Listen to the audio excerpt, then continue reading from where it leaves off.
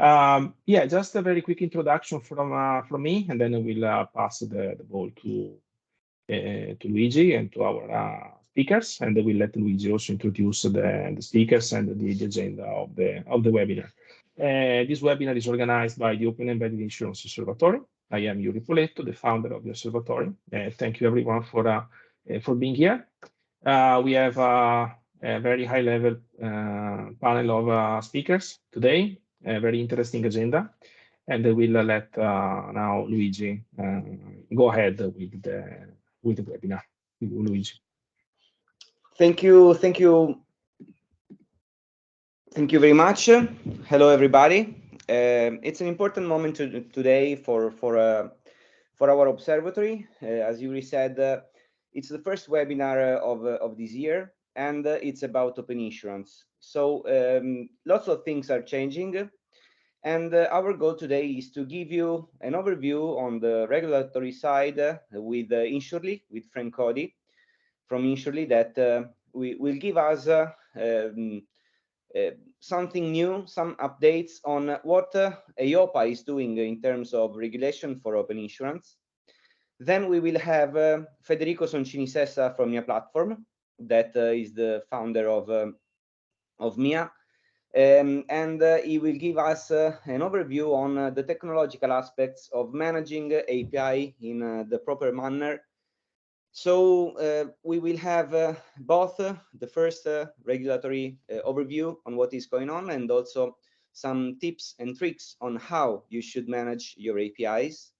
And then after this, we will have a roundtable with our guests from insurance companies. So we will have Emanuele Paioro, that is the CTO in Italy for WeFox, Martin Tormalen, that is the CTO of Munich Re worldwide, and then also, last but not least, Francesco Dalpiaz, that is the country manager Italy and Spain from WACA. So it will be interesting also to ask them something about their experiences on these topics. So I'm going to leave the control to Frank. So please share your presentation and move on. Thank you, everybody. Great. Thank you very much. Let me share my screen. Cool. Okay, everyone. Nice to meet you all. Thanks for giving us the time at Insurely to talk about open insurance. My name is Frank Cody from Insurely, focused on our regulatory affairs work. And today I have about 10 minutes to talk about, what's the latest and greatest with the upcoming open insurance and open finance regulation, really trying to set the scene for some of the more technical discussion that Mia Platform will talk about, and learning how the industry might embrace open insurance going forward with our panel. So for those who may not know us at Insurely, we consider ourselves first mover facilitators of open data sharing with the insurance and pension sector. When we were founded in 2018, we essentially, our founders got together and talked about some general consumer frustrations they saw within the financial industry. And I think this quote on the left does a good job at explaining one of those related to insurance, that insurance is something that I pay for, but I don't understand and never use. I think this is not only a sentiment shared by our founders, but also by a majority of consumers, at least from the consumers that we've surveyed throughout Europe. And ultimately, the founders got together and wanted to identify a way to help the financial industry help its consumers by increasing transparency into the insurance industry. And the way that they talked about doing that in 2018 was by enabling real-time data sharing initiated by a consumer for insurance and pension data. So essentially the first kernel of what open insurance actually could be.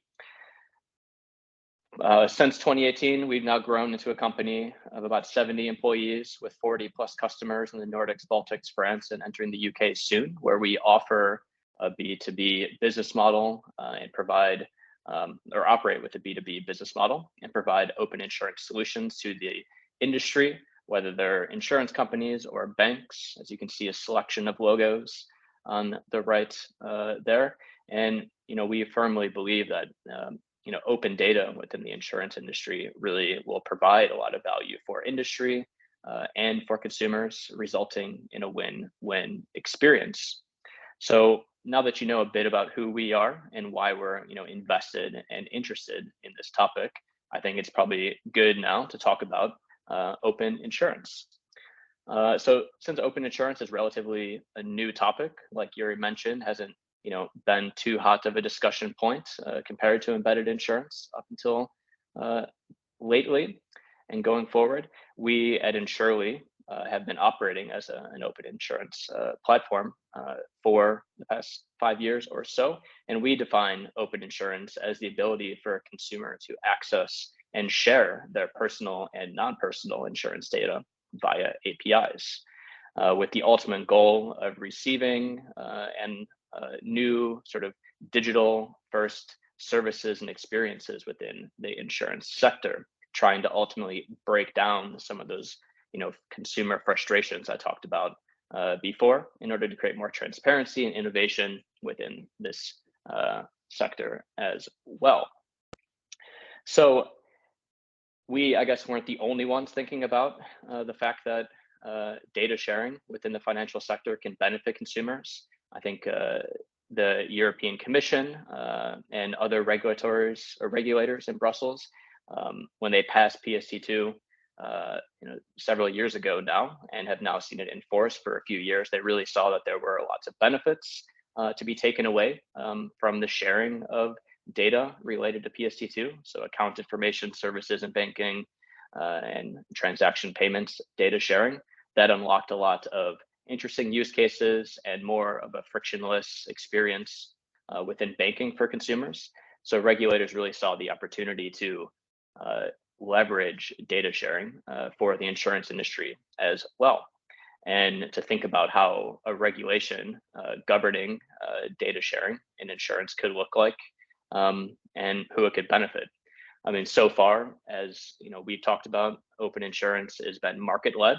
We have been a key driver of that at Insurely, but regulators are showing lots of interest in expanding data sharing to cover insurance and other sectors like savings accounts and payments, et cetera.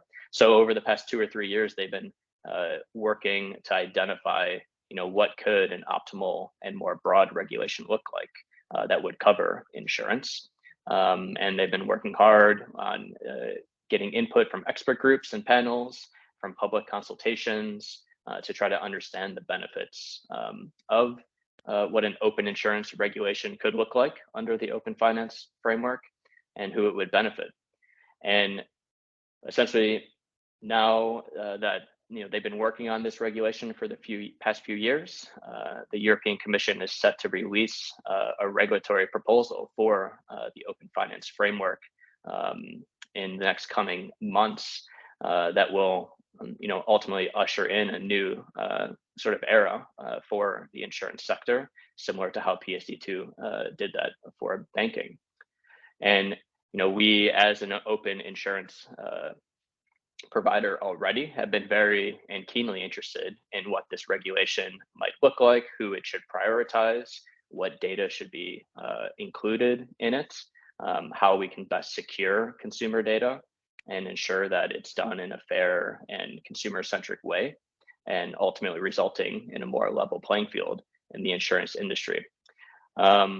So we've been involved in discussions with regulators like the Commission, members of Parliament, Council of the EU, EIOPA, and other influential industry leaders to try to express our opinions about how open insurance on our sort of real life use cases have benefited consumers. For now, the details of the upcoming open finance framework, which will include sort of what we call open insurance, the details are unclear, but we've been advocating for a limited scope of data to protect consumers. We've been advocating that the regulation should benefit the consumers first, but also have a strong benefit for industry to help give them motivation to partake in sharing of data, and emphasizing the need for flexible regulation to allow for quicker innovations than we have seen in PSD2, where it's taken several years for them to try to fix some of the frustrations that players have experienced. But one of the things that we've been doing is actually trying to narrow the conversation about data sharing in the insurance sector on several use cases that we believe are the most consumer benefiting. Because when you know what challenge you're solving, what use case you want to create for consumers, that essentially sets the template for what data should actually be shared. And the best way that we have seen by doing that is actually showcasing how we use insurance data shared in real time over API to benefit and build use cases that benefit consumers to help them make more informed decisions. One way of a solution that can benefit from open insurance data is helping consumers manage and understand their insurance policies. Our consumer research shows that we see that consumers have a lot of gaps in understanding of their current insurance policies, how much they're paying, how much that payment increases each year, what it covers, when is it up for renewal, what are all my holdings at different companies. It can be a complicated landscape for consumers who often are not engaged in the insurance industry like we are on this call. So helping them collect their insurance data in real time, take ownership of their data, their financial data, and potentially organize it in one place, like a personal finance management app, to see all of their policies in one place. Another way that we see that the sharing of insurance data can benefit the consumer is allowing them to more easily and frictionless way compare different insurance policies and switch to a new provider that may fit their and their family needs more, provide them a more optimal coverage for maybe an increased price, maybe a lower price, but overall a more value-based offering for consumers. And then a third sort of solution that we offer and how emphasizing how open data within the insurance sector can benefit consumers is by enabling advisors to have a very accurate and detailed view of what a customer's current insurance holdings look like, enabling them as advisors to give proper and the most educated advice and the most personalized advice to consumers, allowing them to sort of see in real time what a consumer actually has for their insurance holdings. So we've used these sort of three solutions to help educate regulators on the data required to unlock these use cases, how that could look on some type of open insurance regulation. One common interesting thing that's always come out of this is that these three use cases are very consumer centric when it talks about data sharing in the insurance space. And they require the same data points, about 20 to 30 data points only to unlock these use cases. So it's really making it more concrete for regulators that sharing minimal data points can really unlock a lot of value for consumers. So the Commission has learned from us a bit about what type of use cases you could create with open data. So I think it's worth looking at when a potential regulation could actually hit, what the timeline looks like.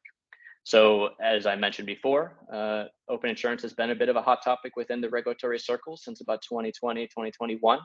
2022, this can be emphasized by the fact that EIOPA has published an interesting discussion paper on open insurance about what are all of the potentials that could exist within this sector. I encourage you all to read that. It's very informative and educational. Building on that, the Commission, announced that they're committed to releasing an open finance legislation in 2023. And in June 28th of this upcoming year, we expect the submission of this legislative proposal for the open finance framework to be released by the European Commission to the legislative bodies in the EU government, the European Parliament and the Council of the EU, to negotiate and approve this legislation.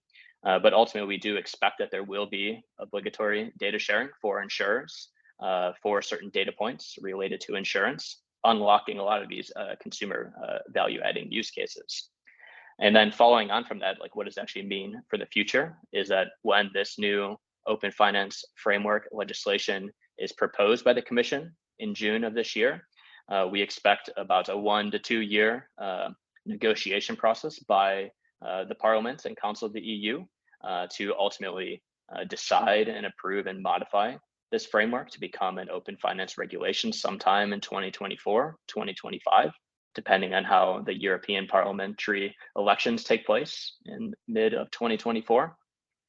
And then following on that, similar to PSD2, after an approval by the legislators, it's going to be another 1 to 3 year period before enforcement starts in EU member states. So this open finance legislation is coming.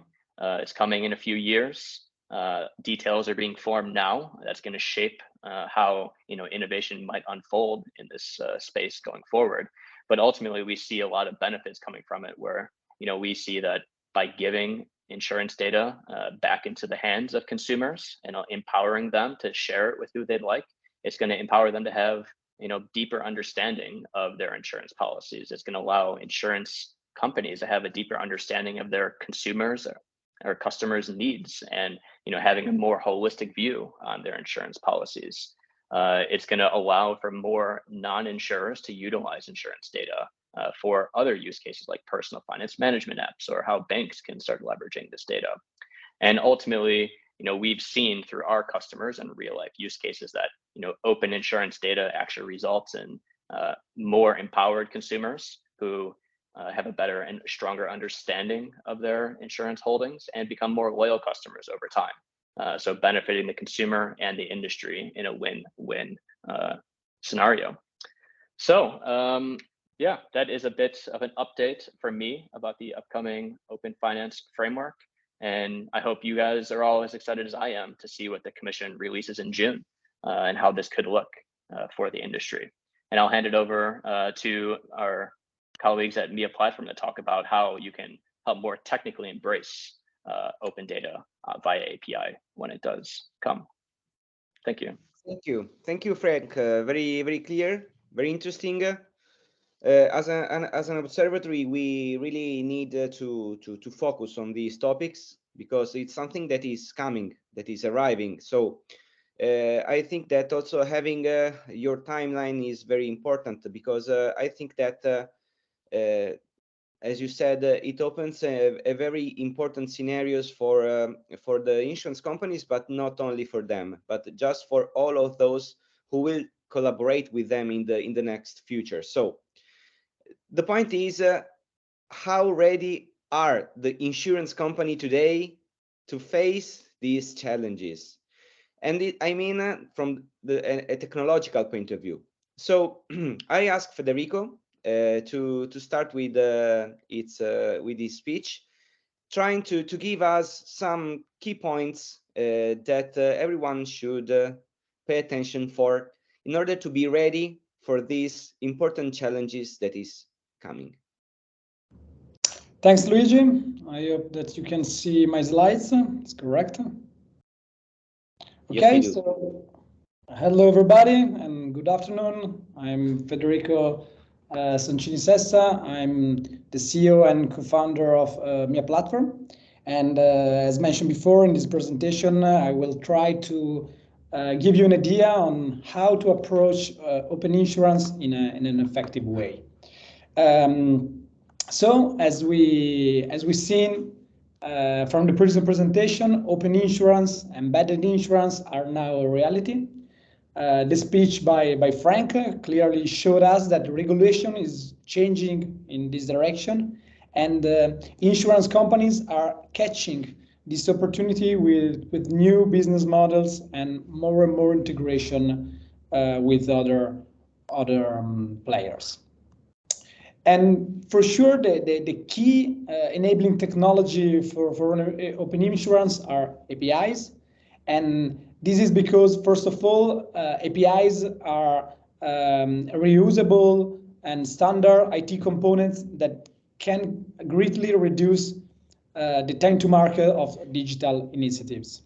They are also the key technology that has the potential to connect the business and IT areas, and thanks to APIs, a new dialogue between these two areas is possible, and this allows faster application development altogether. And finally, APIs are fundamental to enable partnerships and open up new sales channel. So the first step in the open insurance implementation is what we call an API layer. And on the top of the screen, we have the partners or the company channels, and at the bottom, the core insurer system of record. And the best way to connect these two worlds is to make all company data and services available through APIs. And a real powerful tool is the external API portal with the API catalog. The external API portal is a tool to enable self-service integration from your partners, and it contains all the technical documentation that clearly explains how to use an API, and also you can provide a sandbox, an environment sandbox to test API for your partner. And many companies already have already invested in this kind of tools to exploit the capabilities of API to integrate with external partners. And here you can see some examples of external API portals. And for sure, in the following roundtable, we will have the chance to hear the practical experience on this from directly from them. And the main point is that with only the API layer, so the API layer is not enough. Companies still struggle to properly manage and govern APIs. So first of all, the external API portal is just a step of a more complex API lifecycle process, because company needs for sure to catalog the APIs inside the API portal, but they also need to modify the API, to improve the API, to compose 1 or 2 or 3 APIs in a bigger API, make different version, and so on. So company needs to govern also the evolution of this API. Secondly, if the API layer is directly connected to the system, so the core insurance system of records, the performance and availability of the data and services provided by these APIs depends on the performance and availability of the legacy system of record. And this often determines a poor API user experience for partners and developers. And finally, obviously, it is evident that partners always ask for customization of the APIs to meet their technical or specific business requirement. So to solve these problems, company need to 2 other layers. The first one is the data management layer. This is basically a decoupling layer that collects the data from the below system of record and make this data available 44 hours, 7 days a week, independently by the availability of the below systems. In this way, the company can offload the legacy system with also a benefit on decreasing the cost, and so offload the legacy system from excessive workloads and rely on real-time data for efficient integration through APIs. And the pillar of this layer is for sure the data fabric and data mesh approach, which allows companies to create a single view of data, so an aggregation of different data coming from different system of record.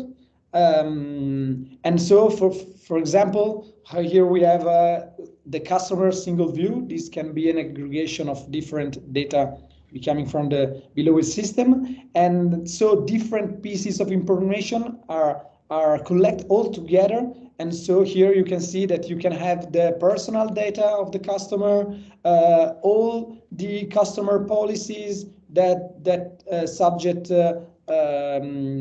both or the customer claims and so on, and everything is all in a single easy to use API with a faster and a really increased performance on providing data through the API.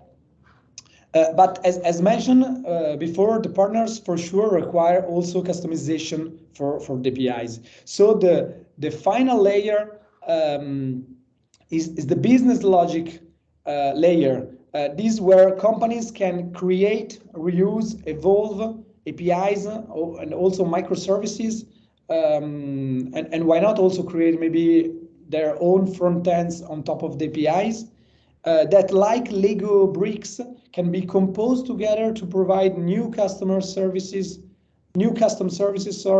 for partners and so on. And the pillars of this layer are an internal developer platform and the composable architectures to allow an agile organizational structure where business and IT collaborate together, deploying new APIs, new application, new customization in a super fast way. So what is an internal developer platform? Is a powerful tool where company can catalog all the microservices, APIs, and application and allow different developer teams or supplier like system integrators to collaborate together, evolving this catalog, improving the APIs, the microservices or the front ends. And with the internal developer platform, you can allow internal IT management to give common rules to all the teams that work together in terms of security, privacy, and quality and compliance. And with the internal developer platform, developer teams and business teams can work together to compose new API solution and new API customization for partners with great time to market. And composability is exactly this. So means that you can reuse, combine APIs and microservices like Lego bricks to create new application. So you don't have to start always from scratch, but you can start to reuse and compose package components, so API components or service components like the electronic signature or the claims management or the quick quotator or the policy issuer or the payment process. So you have different package and then you can compose them to create a new offer, customized offer to your partners. And all of this bring that you can create a more agile organization. So the last pillar is to organize people in cross-functional team that focus on a specific component and that are able to cover the whole API lifecycle of that component. Then it's important to provide visibility to all the components and their team owner with a service catalog inside the internal developer platform to allow cross-team collaboration. And quick start to compose, create, and improve your APIs following the business needs. So what I've showed you very quickly here is what we call the Open API platform approach. So an API layer for sure to expose the APIs, a business logic layer where to create, package business component and compose them to answer partner specific needs, and a data layer, a data management layer where collect the data you need from the below core systems. And these three layers are supported by the internal developer platform that allow to do this in an easy way and to manage the whole process. What I presented is not theory, it's something that it's real. and you can start to put in place in few months. And this is exactly what our clients in the insurance market, but also in the other industry sector are doing, and we are very proud to be with them in this process of modernization and open API process. So if you want to know more, feel free to reach out to us. Thanks. Thanks, Federico. Yes, it's an important path that every company, every insurer should do, but not only, as we have seen, not only in the insurance sector, but also in other sector, is something that is happening and is happening very fast.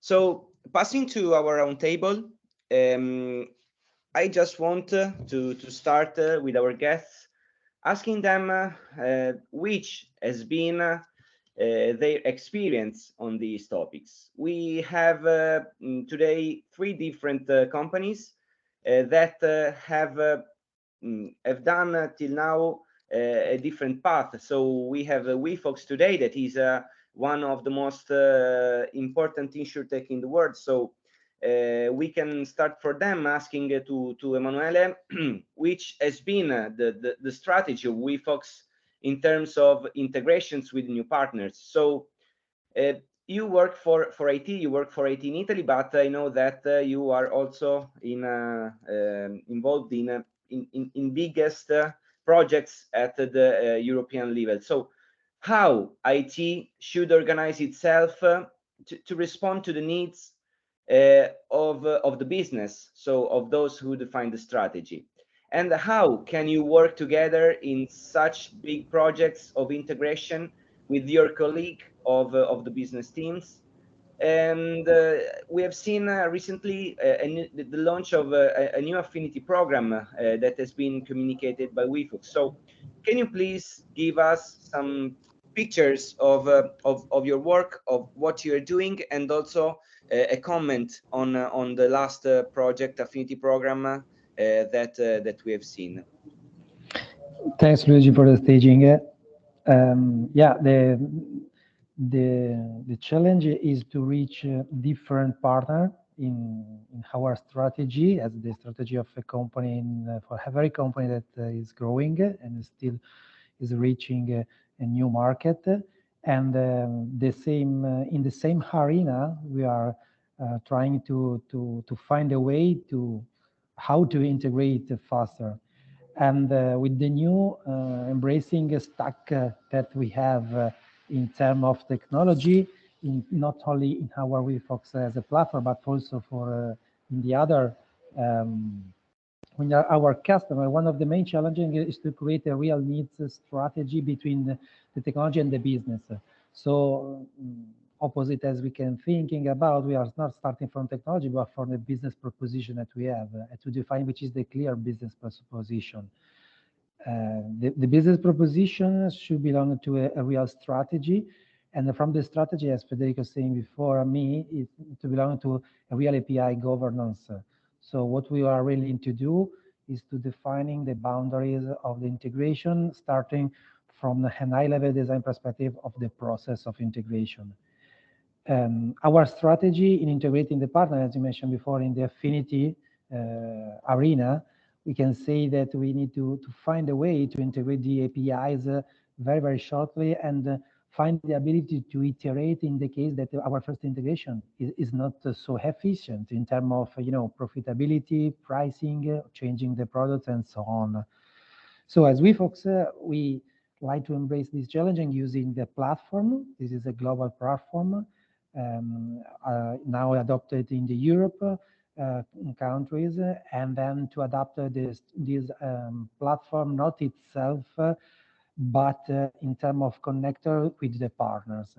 And now one of the main purpose of the platform is to be able to making the change faster and also changing the integration. We have a lot of different business partners, also B2B and the B2C market. And what we are seeing right now is the ability to iterate the develop of the API approach. one of the main challenges for the technology part is to try to avoid any technology debt that we can have in the technology development. And we would like to avoid this running on a very, very strict design of the process, because at least one of the design, as we can say, in the design first technology in the UX and UI experience, also in the API world, we can embrace it to a design first technology. And this design belongs to process itself. So the process, the design process that the API will be implemented is fundamental to reaching our goals, to reaching our integration. The ability of the technology stack is to accelerate this implementation using reusable components such as the pricing engine, underwriting, and on the platform side, an insurance product design system that we can iterate very, very fast. As we focus, we have also the direct connection to insurance because you like to be a carrier in some cases. This is particularly true in the affinity world, where we have to design strict product and very, very tailored suite products. So the platform allows us to design it first and deploy and change it very, very quickly. Very good, very clear. So the customer is always is always the one that you need to satisfy. Yeah. So we come back to the first part of this webinar with Frank, and so also EIOPA needs to create a landscape, a framework where the customer is at the center. So you need to be easy, you need to reuse, the process needs to be simple. So thank you very much, very clear. Going to Martin and to Munich Re, I would like to ask him how a company, an historical company that is one of the world's leading reinsurers in the world is managing a relationship with other insurance groups. So how are integration handled? How is in charge of managing this kind of integration? And how can API used today to allow these kind of integrations? So would be interesting also to have some numbers on API calls, for example, or on KPIs that you use that you think could be useful in order to better understand how important are for you APIs in terms of integration with other traditional insurance companies that you work with. Yeah, thank you, Luigi.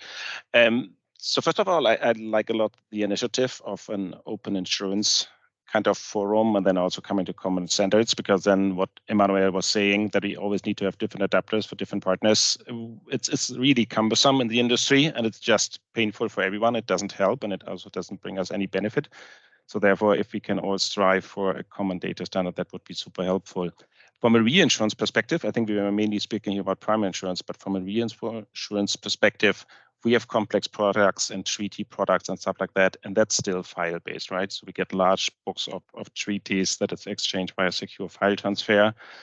So that's perhaps out of scope for today, but then we come down to, let's say, more broker-led business, and here we also currently still exchange in the industry via PDF files, embedded Excels and PDF files, need OCR, perhaps with AI, smart matching and whatnot going forward. That's again still painful, and we don't have real common standards other than the Accord standard that is used for exchanging data between primary and reinsurance companies and brokers. That's already helpful for today. Coming more towards the primary insurance use cases that I see globally when speaking to other primary insurance clients and how they innovate and partner with distribution partners in the embedded insurance space or others, is definitely the case that smaller partners, distribution partners, accept the API that we are offering as an insurance company, but the larger ones have their own idea how an API should look like, right? And then in the negotiation, what kind of API should we offer and how to exchange the data? That was exactly what Federico was also saying. You need this kind of mediation between the two partners, and then that should definitely not be programmed, but configured. So going forward, I think the industry needs to be capable of configuring the onboarding of new partners, having separate pricings, commissions, and whatnot, and you don't want to program anything. So IT should not really be involved, other than making sure that the secure APIs are exchanged, or the API secrets and whatnot, but that's all of it. So I think last point that I wanted to mention also is it's not only APIs, but what we also see in exchanging of data with partners, it's sometimes event driven, sometimes it's messaging, sometimes it's files. So it's a variety of different protocols and formats today, which makes it even more complex. But if we, as an industry, could all work together to make this more seamless and simpler, I think then we would all benefit. And going back to the original question, if it's the finance industry, then for sure it's banking and insurance. But what are with all the other partners potentially, right? Like a travel agency, a motor OEM and whatnot, they might not obey to our standards. So here we need to see that we still are flexible in mediating between distribution partner and the carrier itself. Absolutely agree. Absolutely clear. And yes, I think open insurance can help us also, in the next future, also to define those standards who will help you in getting easier integration and of course, maintaining that level of security that it's mandatory, for considering also the kind of data that you daily exchange with several partners and insurance companies from all around the world. So thank you very much, Martin. I will come back to you with another question. But first, I want to ask to Francesco, which is the point of view from Wacom about these topics. Wacom was a traditional company that has started its path of modernization in the last year. And we know that technology for you is something that is very important, is the most important enabler also for your business. So I know that you have developed a developer portal, an API external portal where you put your API. And my question is, how important is, from your point of view, that is a business one, how is important to have also a portal with these functionalities, and that helps you, in having in chatting and making easier the integration with new potential distributors for embedded insurance space during your work? So in the first place, good afternoon, and many thanks for this invitation. I really appreciate as well the initiative. Secondly, to go straight to your questions, indeed, Wacom originates from La Parisienne, which was founded in 1829.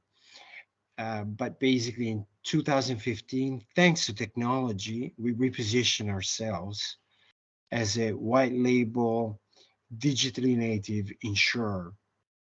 Most recently, our CEO has defined that Wacom is a so-called insurtech incubator. In particular, we listen and co-construct insurance products with entrepreneurs that want to disrupt the industry. And if you look at an incubator, is actually a program that is designed to accelerate the development, hence the growth of companies, right? And how best you can do this using technology, most importantly, develop a portal that allows you to connect, to show your product offering, to create synergies with entrepreneurs that would like to disrupt the insurance space. And from a business perspective, thanks to this connection and thanks to the API, we also are capable to create cost savings and revenue streams, right? Which ultimately have an impact in terms of monetization. What does this mean? It means that obviously we reach through the APIs speed, as was mentioned even today We allow for speed to market. So we, going back to definition of incubator, we allow for growth thanks to the API. We increase the range of the offering, so we can actually create downstream greater distribution channel, and both speed and range have a direct impact on revenue streams. And then we facilitate innovation, which is probably at the heart of our value proposition. And this also has an impact in revenue. We know very well in the marketplace that we have enabled the innovation of very important insurtechs as of today that have grown exponentially across Europe. And then we also are capable through the domains of sharing assets, which this allows for also cost saving. So in a nutshell, it allows, thanks to the developer portal, to support our vision of being an insurtech incubator, and it has a direct impact on business thanks to speed to market, range, innovation, and domain, which ultimately affects revenues because we can monetize also through cost savings. And most importantly, our platform also is allowed to our partners, but we can monetize this platform via our partners. And this is also another important topic. Okay? Very clear. Yes, of course. That must be the final goal, no? So how to increase your revenues. And as every kind of technological instrument, the final goal is to enable new ways of selling. So very clear, and I think that everyone agrees with your vision and also with the vision of Wacom. Martin, coming back to you, I know that you also have a developer portal. So I know that Munich Re also have an API portal where you put all your APIs and where you focus on integration for new developers and partners. How important is for you? So basically, it's the same question of Francesco. How important is it in your strategy, and how you think that it will grow in the next future in terms of new APIs, new hopefully usage by other users for that portal? Yeah, thanks for the question, Luigi. I think in general, APIs are high on our priorities since many years, but not in all part of the departments equally, especially not for reinsurance, because this is handled differently, as mentioned before. But we clearly identified that we also want to offer services, for instance, in NatCat services, location risk intelligence, and others to our clients and other partners, and then also in a way that they are easily consumable and billing is easily done, and therefore we initiated kind of building first the services, having them securely behind an API gateway, API management, creating a developer portal. And now we are in the next phase of this journey, and we have acquired Affinity, which is our API marketplace solution that we use internally for our internal developers, because the more APIs we have, the more connections we can make. Secondly, then also as an external portal towards the customer. And this is obviously only a small subset of all the APIs that we have. And then secondly, we use Affinity also that it can be leveraged by other companies as well in the white label or just by themselves as ever they pleases. And it's also cross industries, not just insurance. Coming back to the original question of how many APIs, I think currently it's mainly, or it's quite often B2B integrations, and therefore that's not one API that everyone can use, because we sometimes have bespoke solutions between different partners, and then you have a subset and a specific routing component that you then leverage. So it's not like Adyen or Stripe in finance, where you basically everyone is using exactly the same API and the same documentation. So sometimes it's really then bespoke, but we still definitely need it explained in general, as also Francesco mentioned before. It needs to be available, easy consumable, and the business also needs to understand it. It should not just be a technical portal that the tech guys understand it, but it also should be possible to understand the product that we are offering. And so it supports the onboarding process going forward. Very clear. So it must be not only a portal to create new integration, but also an internal portal where you can create efficiency also internally in terms of working team and so on. So thank you very much. I come back to Francesco, and I want to ask you how important is to choose the right partner, and how you can create a new insurance product working together with your brand new partner. And yes, you started mentioning something before with the first question, but I want to come back to this point and asking you how you choose a new distributor, and yes, how do you define together the new selling strategy with a new distributor? Yes, so as a white label insurance company that mainly operates B2B than 2C, the partner is a key factor of success, right? Within the value proposition and the objectives from a business perspective that we have, meaning we don't own the distribution. So we need to properly select the partner.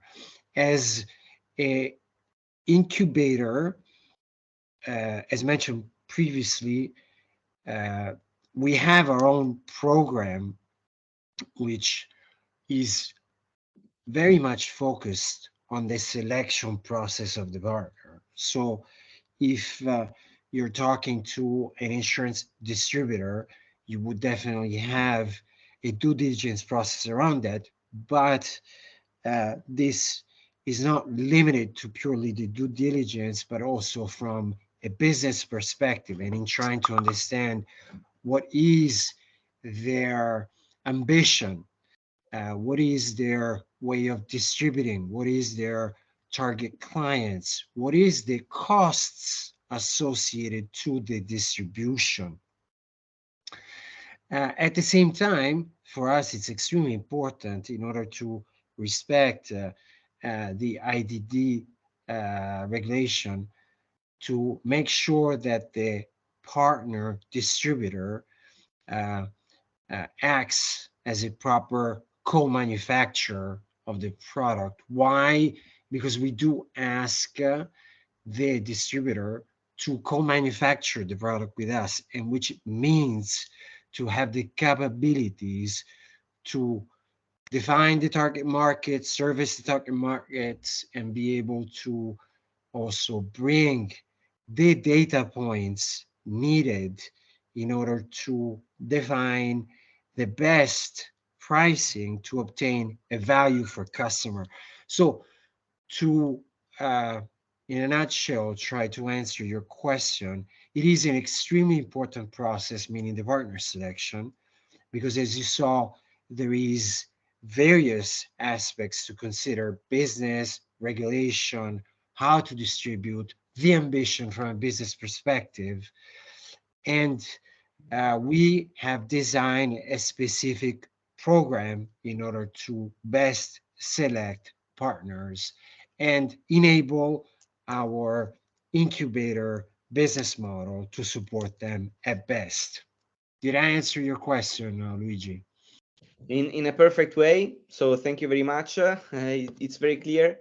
In the observatory, we continue to say that how important it is to co-create, co-manufacture, as you said, the right program according to your target, to your business goals. So very clear and very interesting answer to our question.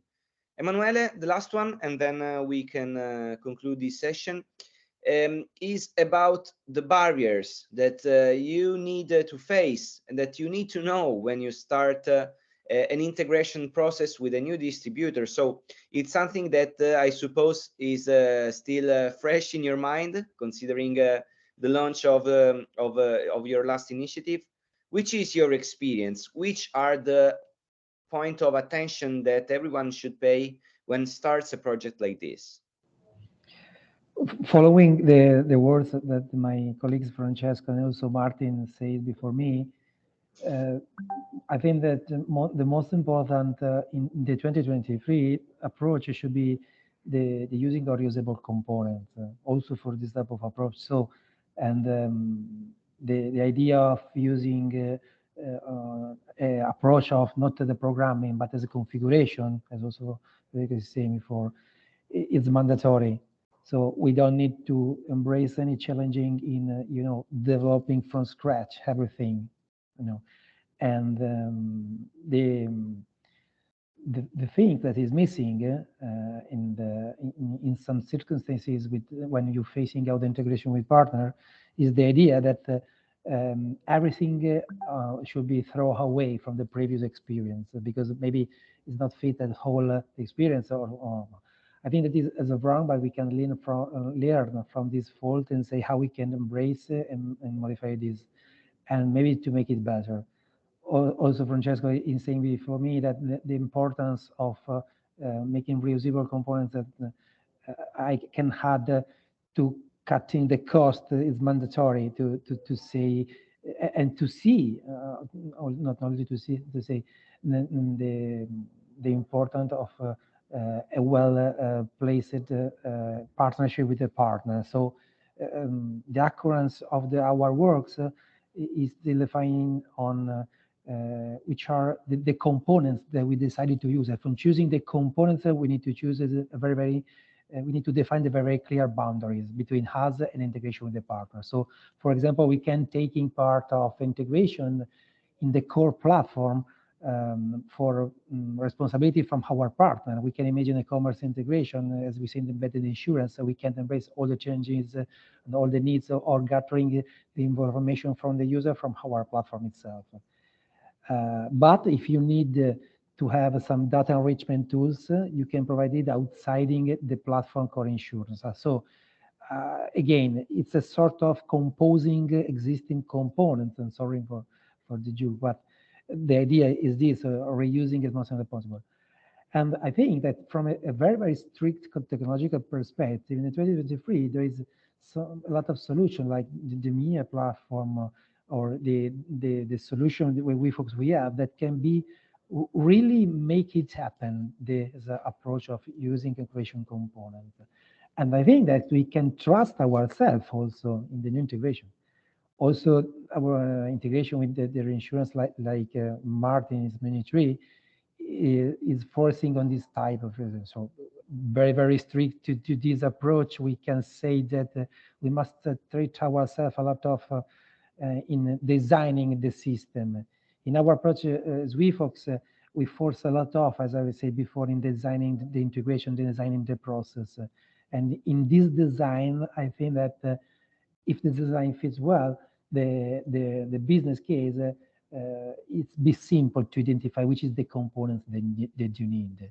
The ability of the platform in my case, the WeFox platform, do the rest. So it's simple to compose a reusable. So responding to your answer question, the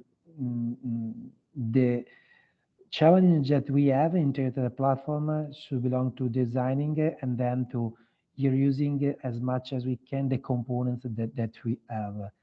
Defining very clear in the process of design itself the boundaries that we have between user and customers. So really focusing on that. Internal tools also help, like internal developer tools. Also, as we have the internal developer tools, where we should define it, the core insurance API and the edge API, which are strictly different. But this help us to identify some bottleneck and in trying to make an action on the edge, so in the integration layer that we have. These are a lot of, but again, it's a matter of components when you design your architecture. So very clear. So when Francesco said how to manufacture a product together, it's so very important, extremely important to define and to do all the needed steps in terms of what you need for that integration, in terms of components that you need, and components and boundaries that you need to have with your potential partner. So I think that the time is over. I really want to thank all of you participants and of course our guests for all your thoughts and your words. And I hope that it has created values and that made a bit of and that the future is a bit more clear in terms of open insurance and what will come. Thanks everybody, and see you soon at the next appointment of our observatory. Bye bye everyone.